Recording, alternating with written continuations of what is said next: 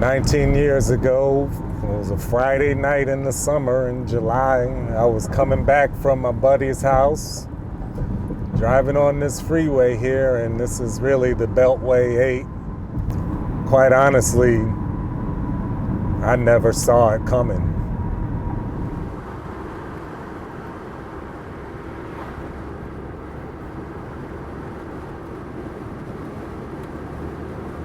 This traffic signal is what I got smashed into. So the guys were racing from over there, I guess took off and literally went through the red light here. And as I was going through my green light, the Dodge Ram pickup truck nailed me right into this traffic signal.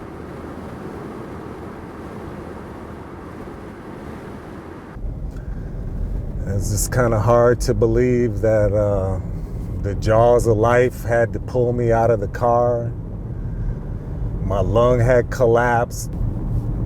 Obviously, I was injured, but like I just saw things differently. Like, even though I had a brain injury, it was like my brain had been rewired in a good way. Yeah, I could say after the wreck and after the brain injury, you know, this rewiring that took place really caused me to look at myself differently as a man.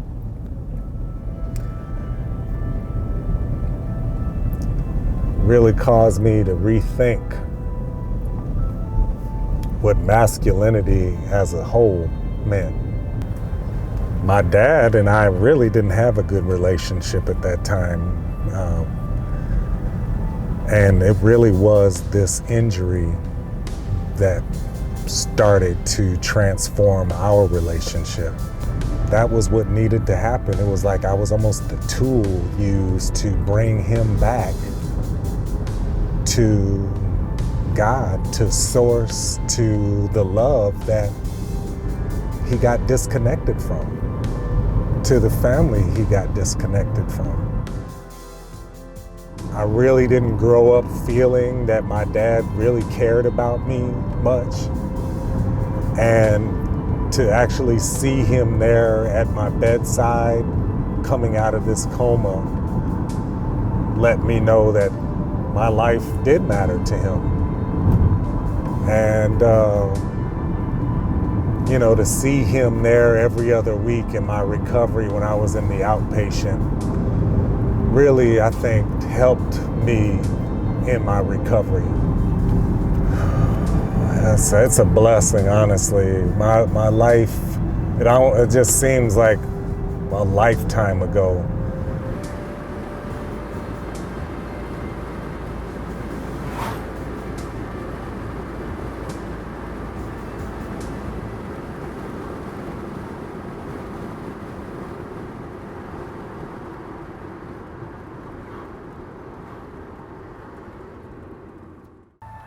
It was interesting because it was 9/11, the day the Twin Towers fell, when we found out that Elijah was on his way. Now, I don't want to kind of equate the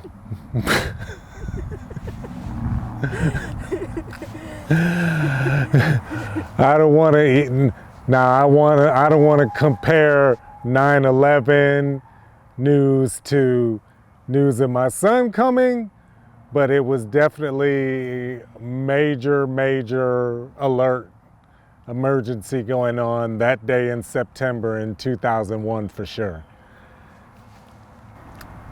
Time went on and I really just said, hey, I'm going to just accept this, and we found out it was going to be a boy. And this was my first son, and I was like, absolutely, I am going to accept responsibility of not just being a dad, but just changing the way that I was going to raise my son and my dad had raised me. You know, I really felt having survived the car wreck was an opportunity to have a second chance at life almost. And now here was like a second chance to really raise my son the way that I wanted my dad to raise me.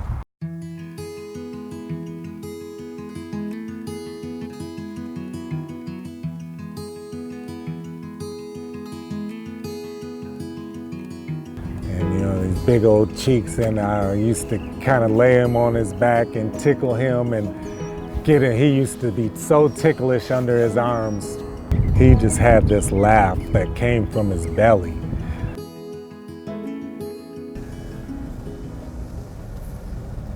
It really worked out well. This was such a great neighborhood when I first moved over here. So this is Northridge Park Community. This was the first subdivision that I bought my first home in. After the car wreck and working at ExxonMobil for a while really enabled me to have the finances to purchase my first home. And so right over here around the corner, 21011 was my house, the first house. Everything looks the same. I really wanted Elijah to have a home. I really wanted a home for my son to be born into, his own room. I didn't want to live in that apartment complex that I was in.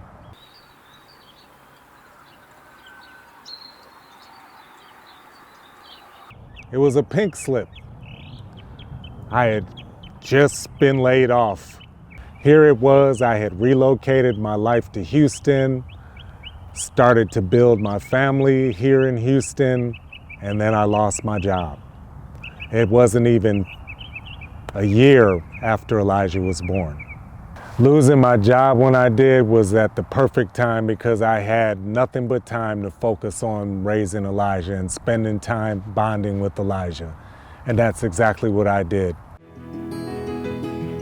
So I was there, you know, changing diapers, making formula. I'd go to the Kroger up the street and buy all these different types of Gerber baby foods. And oh my gosh, Elijah loved vegetables even as a kid. So I would always buy the little green beans. And you know, this kid who loves vegetables, Elijah did. You know, that was my time, and it was great.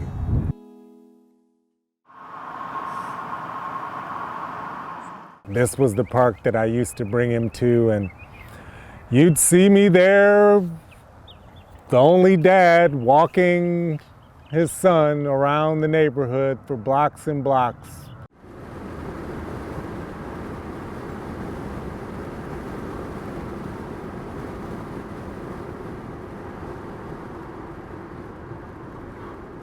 Even though it was 2002, and typically the court found it in the best interest of the child to go live with the mom, I really thought this was a different situation.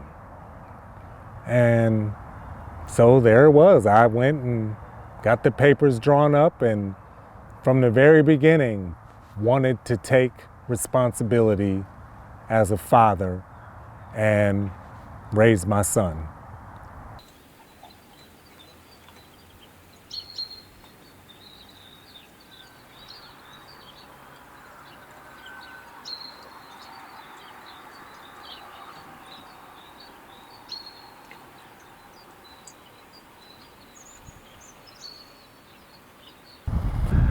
And Elijah and Aaliyah were just so close. I'll never forget.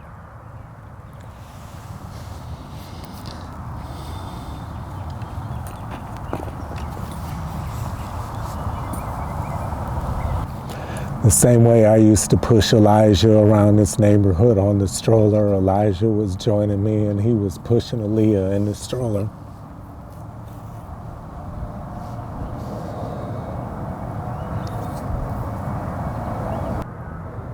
All of these kind of first moments all happened here in this subdivision, happened in this house right around the corner there.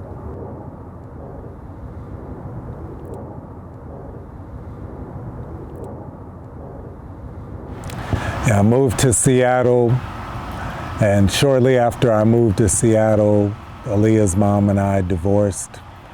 she ended up moving back to Texas and getting remarried, and I moved back to Houston, and it's kind of where we're at now. I'm here with Elijah, and Elijah's getting ready to graduate high school in May. One last go round, my son. You can pull it back now. No, pull it back. Okay. Okay.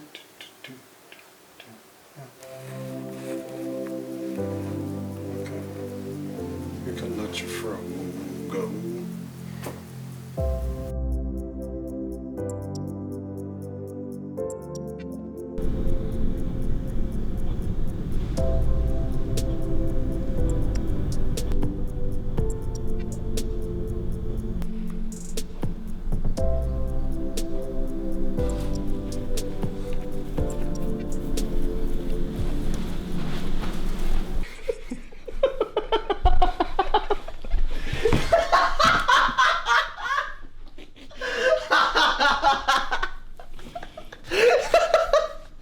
You take the wig on.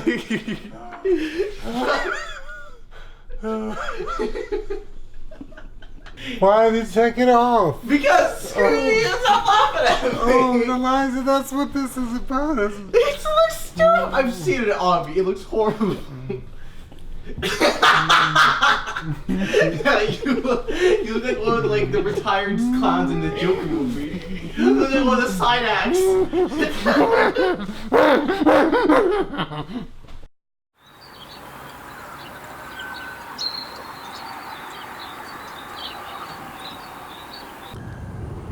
The forthcoming book and accompanying docuseries, The New Millennium Dad, Redefining Fatherhood in the 21st Century, is being brought forth to help redefine masculinity, right?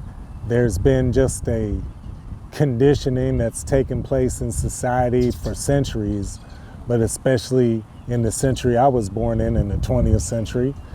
There was a definition of masculinity, a definition of fatherhood that really was conditioned and taught to little boys and men throughout their whole lives. So this book is about dispelling those myths. This book is really here to define or redefine masculinity, to redefine fatherhood, because it is known that a father's expression of love is really the key to a lot of problems in society today. And I want the accompanying travel docu-series that's going to be directed by my partner, Asia Vickers, to come and help me further investigate and uncover the possible connections that involve fathers versus uninvolved fathers. Hi, Barry. So yeah, I was super excited when Barry asked me to participate in this project. I am an award-winning TV news journalist and filmmaker, and I was just super excited because we all have fathers, or we don't. And that's, I think that's a really interesting topic to explore that has not been talked about enough. So I'm just really glad to be a part of this project. Explain to me what you mean by we don't have fathers. Well, I mean, we've all been born, we all have a biological father, but so many of us don't even really know what it's like to have a father there. So yes, we all have fathers, but a lot of us really don't. So that's kind of what I meant by that. Yeah, and that's really what the docu-series and my forthcoming book are about. These connections between active, involved fathers, loving, affectionate fathers versus those fathers that aren't. Asia, I appreciate you helping me with this project and looking forward to working with you on this. Thank you.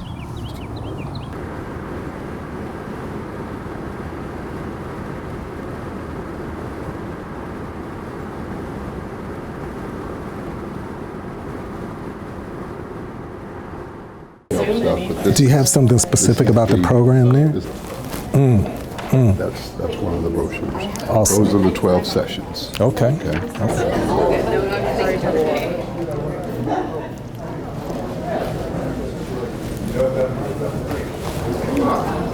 I mean, this is what my book is about, and yeah. I mean, the time. There's no coincidence in anything, honestly. I really believe this was perfect alignment with what I'm doing and what I'm working towards. Do you have a business card? I can say it is absolutely important that you show and express love to your child. And it's important for you to be actively involved.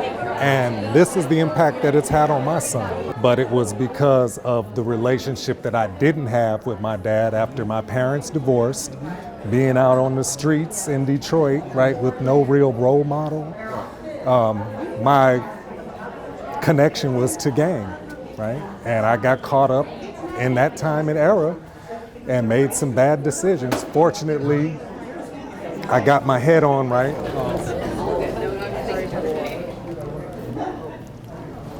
There's not a one of us. There's not a one of us in this room, perhaps, that don't know someone who's grown up without their father. If you think about who you are from where you were as a child to where you are now, and all the relationships that you've had, one of the things you're probably going to recognize, you're going to know someone who's grown up without their father. And so what I'm trying to say that because what I'm saying, the fatherless issue that we deal with is not a black thing, it's not a white thing, it is an American thing. Yes, it right? is. Because children of all races need and deserve to have their father, some healthy role model in their lives in some capacity. So I've been in the counseling world for roughly about 6 or 7 years now. I'm an LPC, so I'm a licensed professional counselor. So first of all, thank you so much for meeting with me. Yeah. I really appreciate it. Of course. We really appreciate it, actually. So we talked about the docuseries and what it's about. Mm-hmm. It's about fatherhood and the importance of fathers being involved in their children's lives. Right.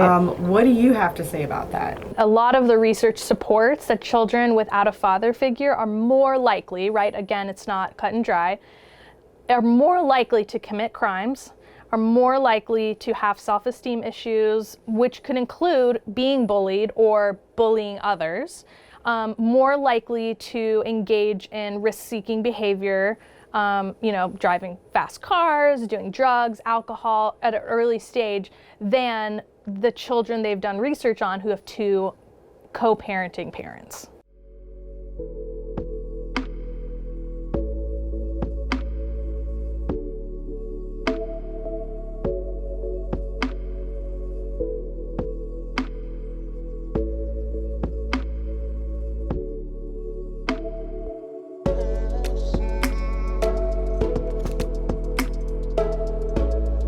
But then also when you look at this thing here, the United States of America, we need the civilized world and fatherless homes. And I just want you to think about that. Let's go. This here is one that just kind of like beats me up. Because the first one, when it says 63% of these children who commit suicide are from fatherless homes. See, that beats me up.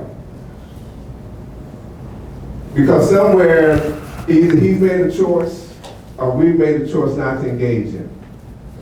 And when we made that choice, we can see the ripple effect that it has on his family and on children.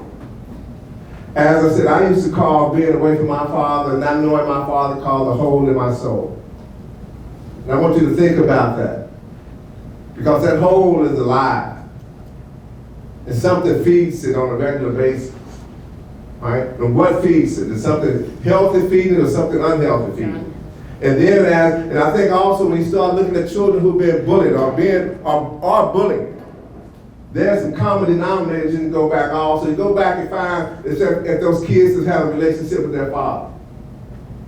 Because I can remember kids that I went to school with who almost threw their lives away just because they wanted their father to come up, to be present. Because see, sometimes when you start seeing other kids operate with their fathers, right, you start thinking about what's wrong with you? What's wrong with you? And when you realize there's nothing wrong with you, but you don't understand it because nobody's ever had that conversation with you. Having two parents is always the ideal, right? We have this in mind as Americans of having the American dream, having the perfect little like family with the house, mom and dad co-parenting. And I think a lot of this comes from a place of family of origin, and I do a lot of that work with my clients of what happens in your childhood does tend to stay with you when you get into adulthood. So let's say dad is, we talked about this earlier, dad is physically there, but emotionally distant, maybe dismissive, not attending to your needs. That can be damaging. So yeah, dad's present, but emotionally they're not providing intimacy. Again, this goes back to attachment, not providing emotional security, but physically might be providing physical safety, but that's not enough, right? So then those children tend to have a higher chance of formulating insecure attachment, which means, are they gonna meet my needs? Is dad gonna really be there for me?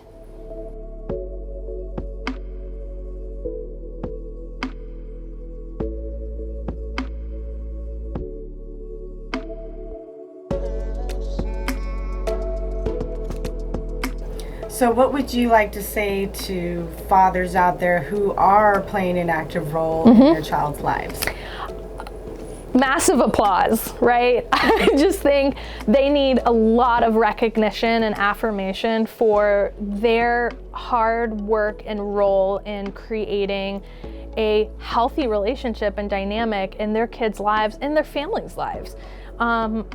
Both parents are really key role models for different parts of a child's life. And so I want to just really praise the fathers out there that are really making efforts and strides into being actively participatory in their kids' lives, learning, growing with them, and allowing space for them to explore and discover their world while also being a safe haven for them to come back to when they need help, reassurance, and comfort.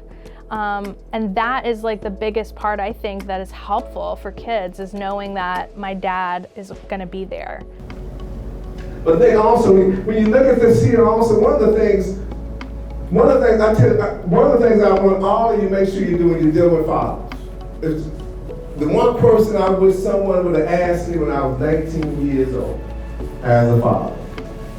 I would not have had an answer, but I wish they would have planted the seed, and that is, what is my value as it relates to my children? What is my value as it relates to my children? And let me tell you, a lot of us never even thought about that. And so I'm trying to tell you that, hey, we have purpose, we matter. The only thing that we have is our families. We've gone out and talked to families, heard from dads, and listened to a lot of the stories, a lot of the shared stories, lessons learned, things that they went through that are both good and bad, and how fathers are really taking those experiences and applying them to their lives and to the lives of their children as they raise their families. What was kind of the role of the father or man in your household growing up? So I kind of grew up quite a bit of my early years in Pakistan. In Pakistan? Yeah. Okay. So there's cultural difference, right? You know, the attitude towards was like the man of the house is the one that takes care of the family. It's as simple as that. Provides for the family financially. What else? Mostly financially. And then, as far as being close to the wife and the kids, sometimes, but the role of the family, most of them is like provide the family as a discipline. Yes. I didn't agree with my dad, so my dad would be like. You didn't argue with him, you think? I didn't agree with him. Oh, agreed. The way he, there was corporal punishment was like a very, prevalent at the time. Sure. And I said to myself that I will never give my kids a corporal punishment. I'll never do anything like that. And I still to this day I've never hit my kids. As we've gone out and talked to and listened to other dads, one of the recurring themes I continue to hear is this thing about boys growing up not showing affection, or showing affection is kind of a sign of weakness. And I can remember even in high school, going into the 9th grade and really throughout high school, any show of affection, any sign of emotion was, you were called soft, or some kind of derogatory term that really didn't reflect who you are as a person. Did your father, how was he in terms of his show of affection to you and your sister? So I think more with my sister and less with me in terms of an affection type of setup. It was more, not saying that he didn't love me, I knew he loved me, right. But I know the affection was more, to a woman, sure, or a lady, like my sister, than more toward me. Sure. Because that's not something that we should do, right? Because my grandfather was set up to where a situation where it was like anything that was wrong with you, it's always good training. And so now I think as I look back now, that could have been an issue, because what that did for me is it allowed me to kind of hold in a lot of my feelings, don't say a whole lot, because what I'm being told is it's just good training. So everything that happens to you is just good training. Don't worry about it, just good training. No feelings. No feelings with it, keep it rolling. It's all good training. There are so many other issues going on in society, like the high school dropout rate and boys being more likely to drop out of high school. I know for me, I didn't finish high school. In fact, my last year of high school, I ended up incarcerated and got my GED in the county jail. There's so many stories of other young boys out there becoming men that become state institutionalized because their dads weren't actively involved in their lives when they were in high school or throughout their entire lives. While dropping out of high school or ending up incarcerated are just a couple of the negative outcomes resulting from a father not being involved in his children's life. There are so many other things that kids are dealing with that impact their lives when a father isn't involved. I believe that is very important for a man, especially with his son, to show him love and not, I don't think it's good to be too hard on him and strict, because I have learned and I've seen, especially with friends of mine that I grew up with, that sometimes that can grow into resentment, and it can lead him down the wrong path. Because I had a friend who I actually grew up with, and his dad was really hard on him, never showed him any love. He would get, hit and spanked for the smallest reasons. And he ended up committing suicide. Oh, wow. His first year in college. Oh, wow. And then his dad ended up killing himself. Oh, wow. Because he didn't know how to show love the right way. He thought he was doing it right by being strict, but it ended up backfiring on him. And that's the last thing that I want to do to my son. Of course. We've talked to other families. We've talked about changing dynamics in those families. We've talked about the changing definition of fatherhood, of masculinity from the 20th to the 21st century. We've even talked about the connections between involved versus uninvolved fathers. I really want researchers, clinicians, policymakers, all to use this as a reference to really start to understand the connections between the impact that fathers can have on their children's lives, even if a father doesn't share a home with their kids.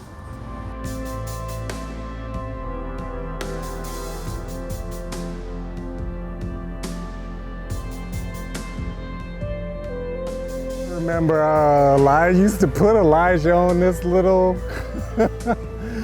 he would get on here and I would rock him back and forth. He used to love this thing. We're actually doing a story about my life. Your life? Yeah, my life, yep. So I have a son now, he's 17 years old, he's almost 18. I used to live in those, I used to live in those apartments there. Yep. And then this was the first park I ever took my son to when he was a baby. He used to play all these things. This was back then? In 2000. almost 20 years ago.